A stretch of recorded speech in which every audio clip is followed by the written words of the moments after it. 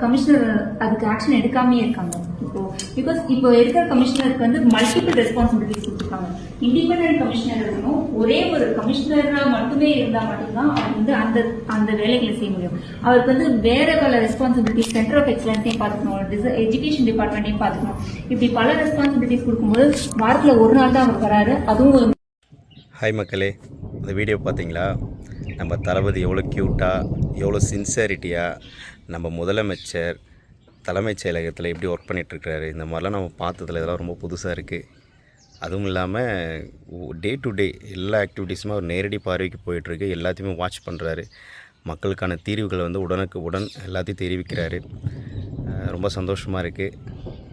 நல்ல மக்களாட்சி, நம்மளுக்காக மட்டும் உழைக்கிறதுக்கு நம்ம அண்ணா, நம் தமிழக முதல்வர் சி. ஜோசப் விஜய் அவர்கள் நம்முடனே இருப்பார்.